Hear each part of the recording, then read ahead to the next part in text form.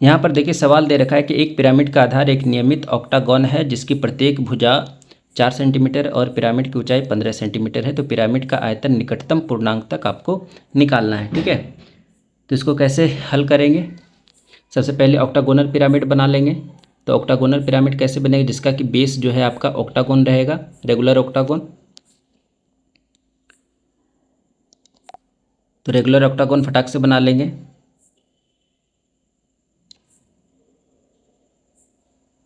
ये कुछ इस तरह से रहेगा जिसकी कि सभी भुजा की लंबाई आपकी बराबर होगी।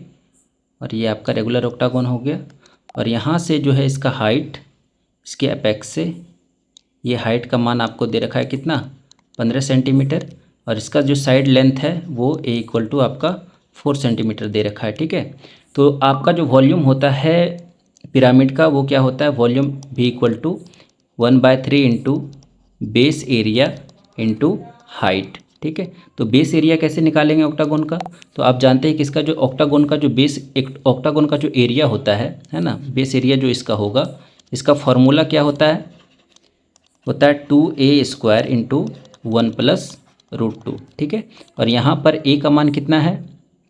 4 है, तो 4 चौका 16 और 16 दूनी 32, 32 और ये 1+√2 का मान 1.41 ले लेंगे, है ना, क्योंकि निकटतम पूर्णांक पता करना है हमको।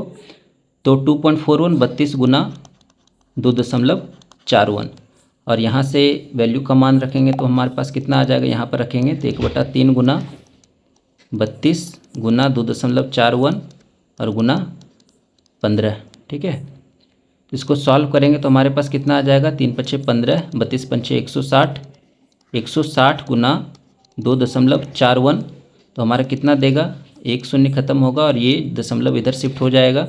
16 का 6, 16 चौका 64 और 1 65 और 16 दूनी 32 और 6 38, 385.6 आएगा, जो कि हमारा निकटतम पूर्णांक कितना बनेगा?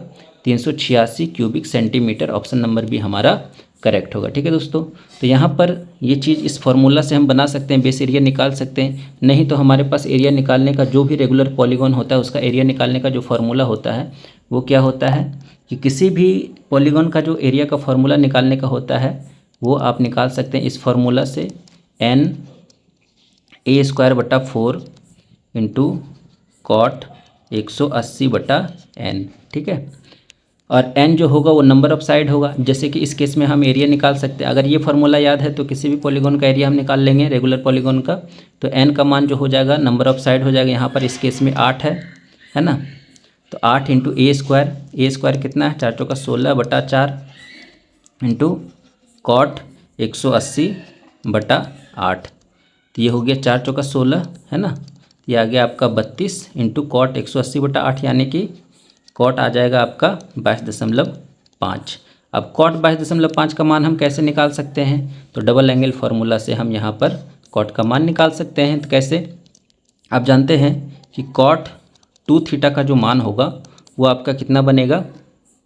फार्मूला क्या होता है? Cot square θ -1 divided by cot 2 θ। ठीक है, तो कॉट 2θ कितना हो जाएगा? 2 गुना 22.5 यानी कि 45 और कॉट 45 का मान 1 आ जाएगा।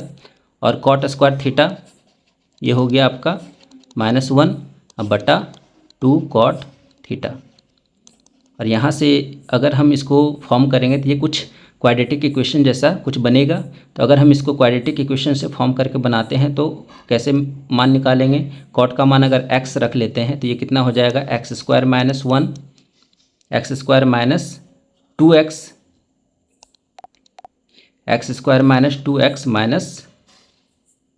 1 इक्वल टू हो जाएगा 0। तो x का रूट कैसे निकालेंगे? फॉर्मूला क्या होता है? x equal to -b plus minus √b² -4ac बटा 2 इंटू ए। ठीक है, यहाँ पे a जो होगा वो x² का कॉफिशिएंट होगा, तो यहाँ पर a कितना हो जाएगा? 1 हो जाएगा। और b का मान यहाँ पर -2, तो ये हो जाएगा -+2 प्लस माइनस √b का मान -2 का स्क्वायर 4 -4 गुना 1 गुना और c का मान -1/2 इंटू 1।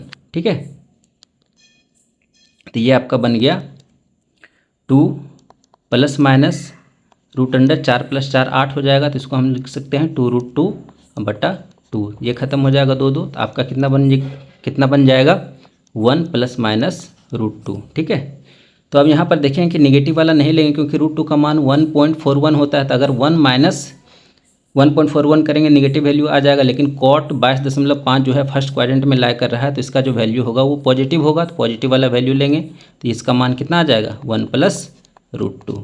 तो इसका जो एरिया कितना निकल जाएगा एरिया निकल कर आ जाएगा 32 × 1 + √2, जो कि जो हमारा जो एक्चुअल फार्मूला है ना, एक्चुअल फार्मूला ये वाला इसके